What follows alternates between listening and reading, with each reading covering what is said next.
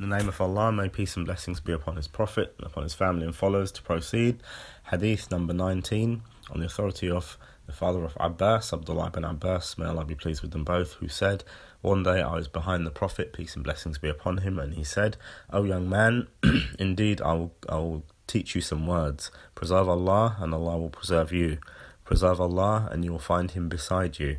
When you ask of Allah, and when you seek aid and assistance, then seek the aid and assistance of Allah. Know that if the nation were to unite to bring about some benefit for you, they will never be able to bring about any benefit except that which Allah has prescribed for you. And if they unite to bring about some harm to you, they'll never be able to do so except through that which Allah subhanahu wa ta'ala has prescribed or has written against you. The pens have been lifted and the scriptures have dried. Reported by Tirmidhi, who said, hadith that is good and authentic.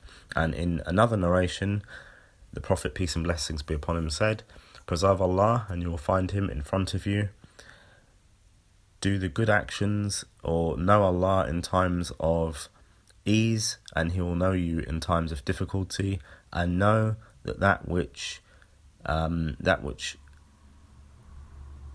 went by you you were never going to get, and that which you acquired, or those things that happened to you, they were never going to miss you. And know that victory comes with patience, and that escape comes with difficulty, and indeed with difficulty comes ease. So in an explanation of this hadith, we'll look at just the main content, because this is a tremendous hadith that contains so many benefits, and maybe in the quiz we'll put some further questions that indicate some benefits that aren't in the audio. So when the Prophet, peace and blessings be upon him, said, indeed I will teach you some words, these were words that Ibn Abbas would benefit from.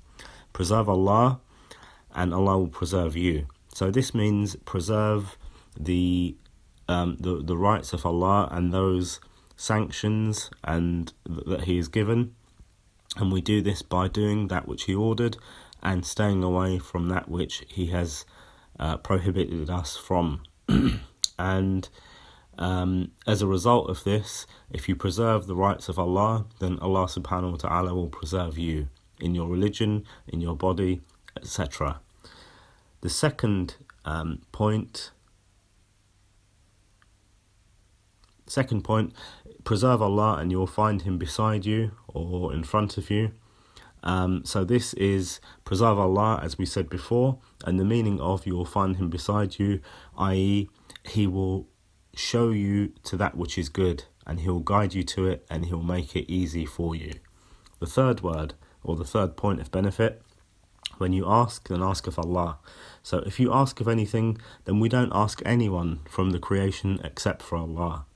But if it is something that one of the creation is able to do, then it's permissible to ask them. But we always know that this person, this individual, who, for example, goes to the shop to buy us something, they are a means. And the producer or the engine behind that means is Allah subhanahu wa ta'ala. So therefore, we rely upon the engine, Allah Azza wa Jal. And if you seek help, then seek Allah's help. And that is because seeking help and seeking refuge is an act of ibadah, and this is something, again, that we believe that Allah subhanahu wa ta'ala is the one who is the engine behind. So yes, people might be able to help you in that which they can, but Allah Azza wa Jal is the one who provides that help. The fifth, and know that the nation, if they were to gather and unite to bring you about a benefit, they'll never be able to except through that which Allah Azza wa Jal, the Most High, has ordained.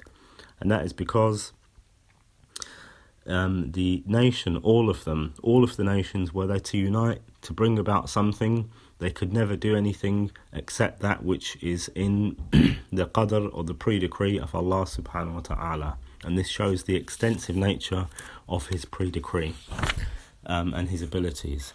And that is similar to the sixth point, and the point that if they were to unite to bring about you some harm, they would never be able to accept through that which Allah subhanahu wa ta'ala wills. And this goes back to our belief in the pre-decree and the divine pre-decree of Allah subhanahu wa ta'ala.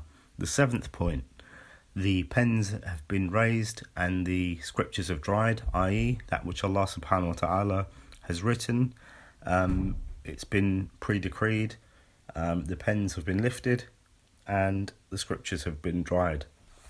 So everything that we do is pre-decreed, and as I said, there are lots more points of benefits that we haven't touched on, and maybe some of these points we've touched on quite quickly. So I'll put in the quiz some questions, an extended quiz inshallah, to bring out some more benefits from this hadith, and Allah knows best, and may peace and blessings be upon his prophet, upon his family and followers to the day of resurrection.